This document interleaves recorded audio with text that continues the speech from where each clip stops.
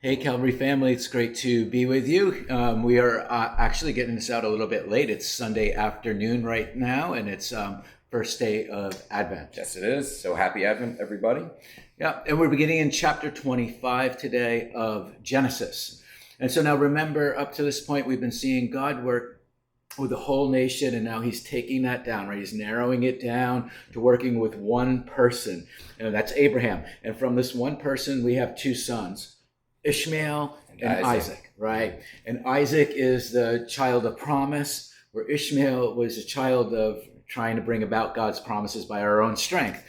And so God chose Isaac. Now we follow Isaac, okay? Ishmael, we have a genealogy for, but it fades out. Just a little bit of a genealogy, it fades out. And now we camp upon Isaac and his genealogy, and God working with one person that God chooses one son. And now, again, we're going to see one more son. Yeah. Now, remember, up until this point, there's been this motif, this kind of tragic conflict you see between brothers. You saw it all the way back with Cain and Abel, and then this theme is going to be greatly highlighted in this story.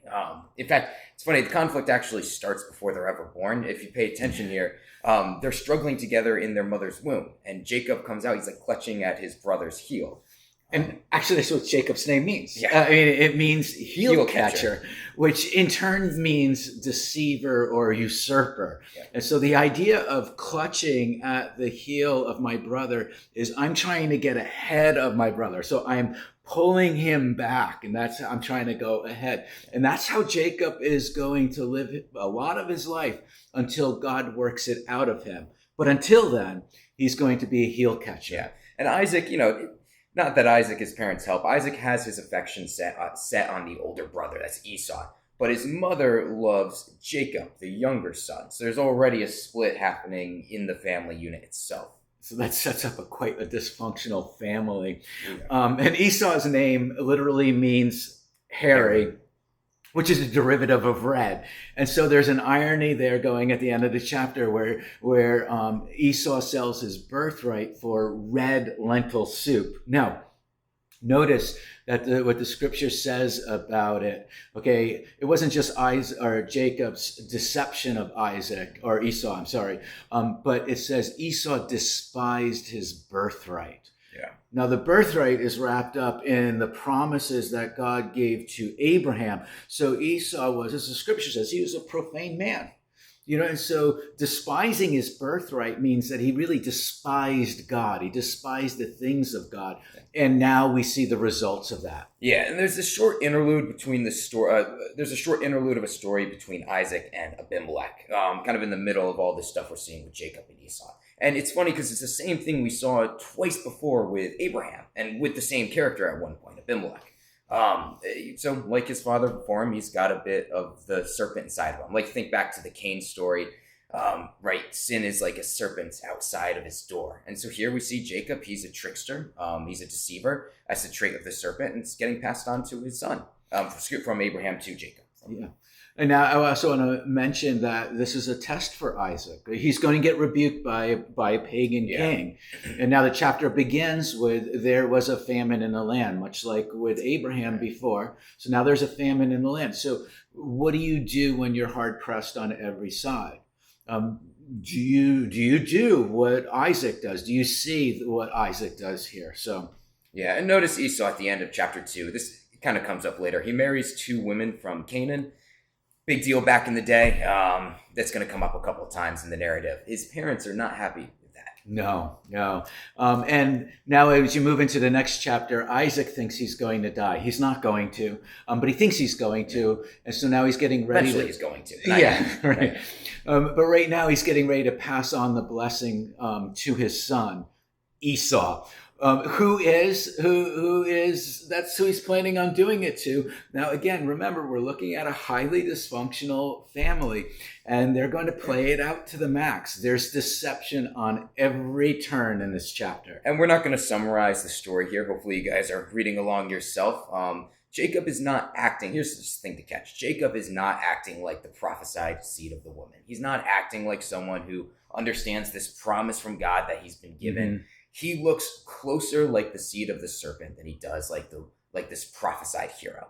He's going to lie to his father. He'll steal from his brother. He's a deceiver, and that's his kind of trait throughout this whole opening narrative. Right. He's a heel catcher, and so he takes he's taking at his or clutching at his brother's heel to get ahead of him.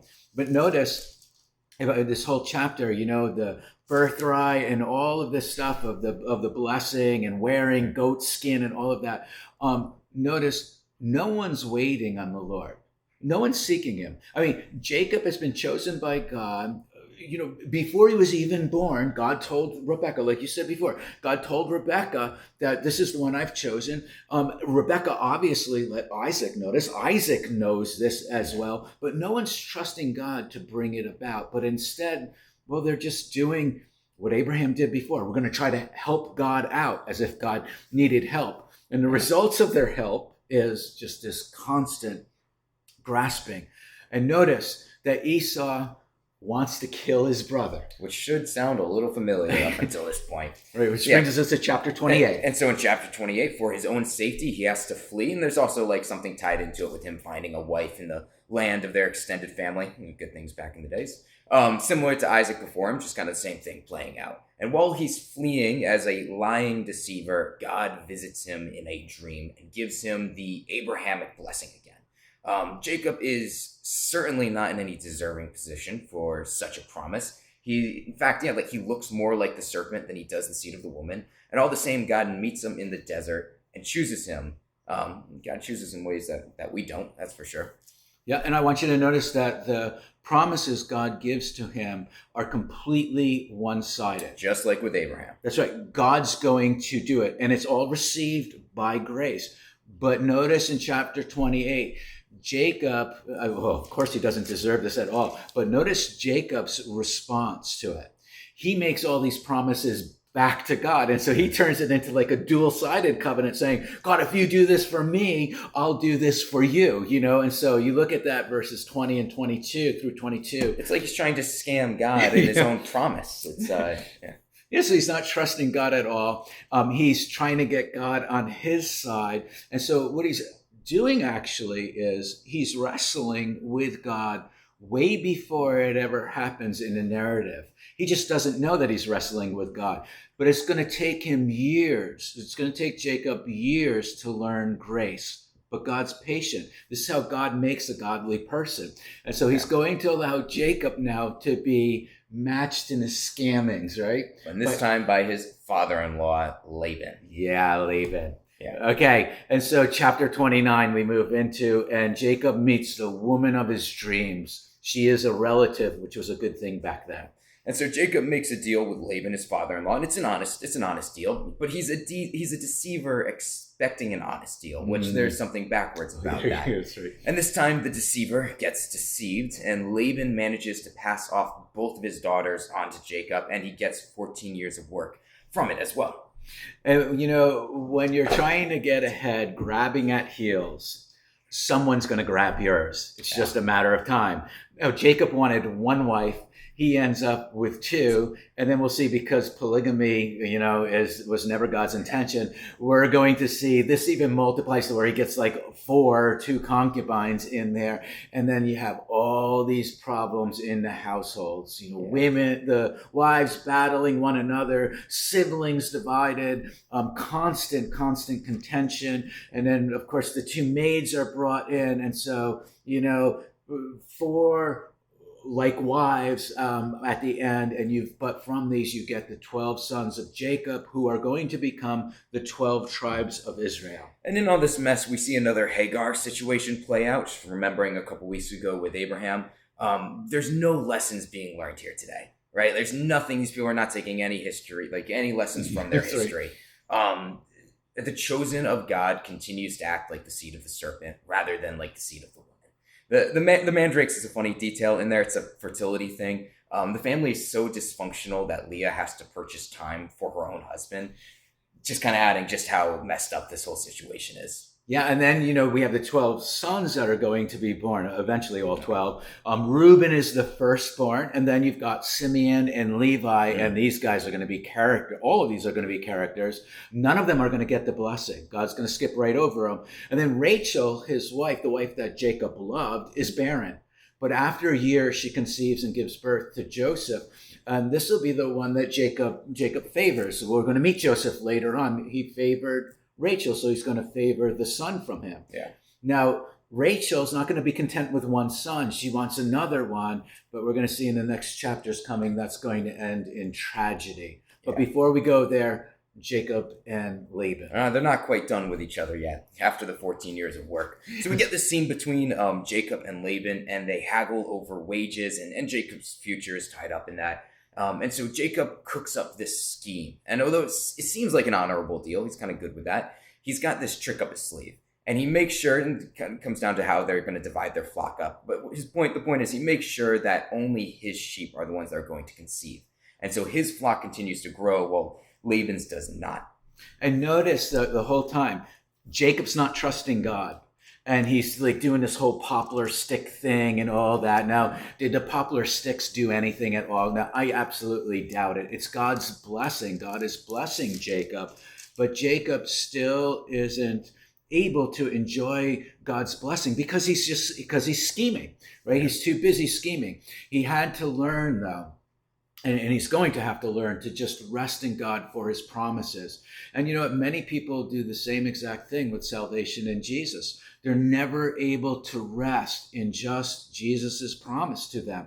You know, that if they confess with their mouth, they believe in their heart, you know, that Jesus is the Lord, you know, they're going to be saved. So what ends up happening is they just continue to wrestle with God, like Jacob's wrestling with God. Yeah. But, you know, Jacob just doesn't know he's wrestling with God yet. Yeah. The actual wrestling match will happen. We just haven't seen it yet. But it's coming. He's too busy catching heels up until this point. And so he tries that move in the wrestling match. It doesn't go well for him. Yeah. Chapter 32. Yeah. So Jacob is coming back home, and he sends word ahead to Esau.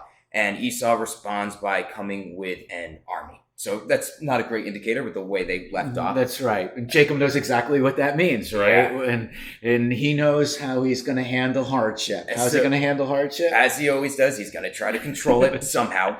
And that is Jacob. He's the heel catcher. Yeah. But now I want you to notice something, though. In chapter 32, God shows up at the beginning of the chapter to Jacob. Jacob sees angels, and they meet him there, and he even calls the place God's camp. But again, when you're used to scheming, when you're used to and having to control things, you wrestle with God. You're always taking things into your own hands. And so even after that, Jacob devises this plan.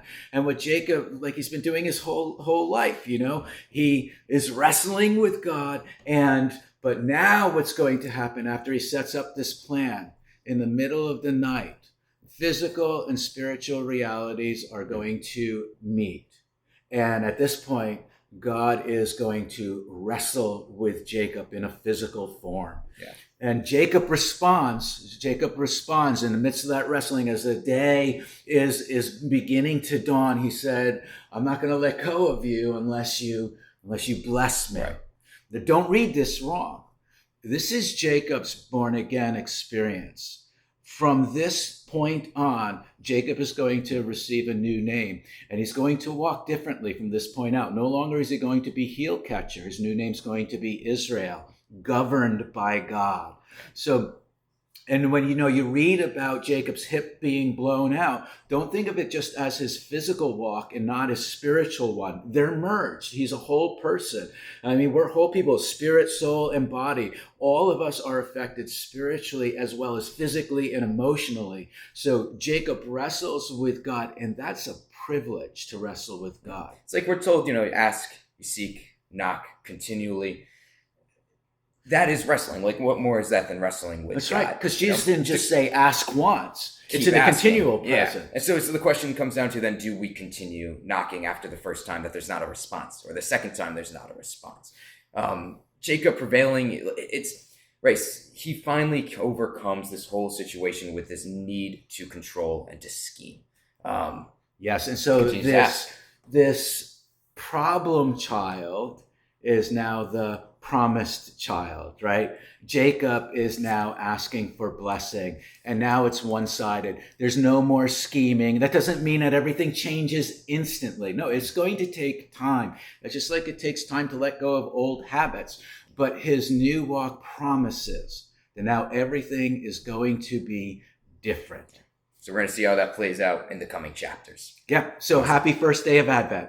Take care. God bless you all.